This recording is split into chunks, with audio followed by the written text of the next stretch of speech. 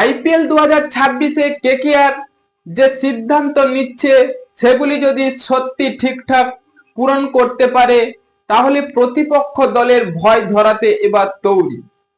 হ্যাঁ বন্ধুরা, আইপিএল 26-এ যে ট্রেড উইন্ডো রয়েছে সেখানে কেকেআর যেসব ক্রিকেটারদের ওপর ট্রেন করতে পারে তাদের মধ্যে 1 নম্বরে উঠে এসেছে সঞ্জু স্যামসনের নাম।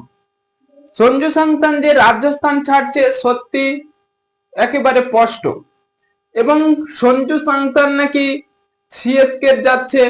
সেখানে সিএসকে হোক বা কেকেআর ছাড়বে না।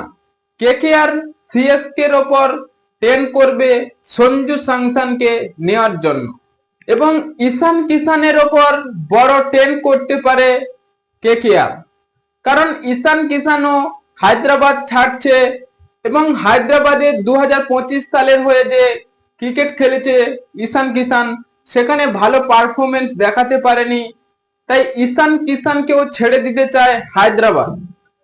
হ্যাঁ বন্ধুরা, এইসব ক্রিকেটার যদি কেকেআর এ আসে তাহলে 2026 সালের জন্য খুবই ভালো হবে, এবং কেকেআর এর যে পেস অ্যাটাকে দুর্বলতা রয়েছে সেই সব ক্রিকেটারদের ওপর ট্রেন করবে এবার কেকেআর।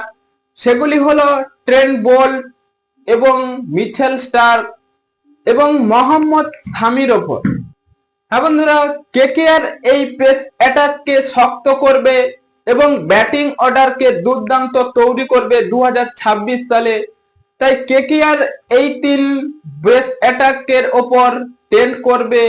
তাই কেকেআর এর যে পার্টস রয়েছে সেই ভেঙ্কটেশ আইয়ারকে ছাঁটাই করে কিছুটা হলেও টাকা বাঁচবে কেকেআর এর।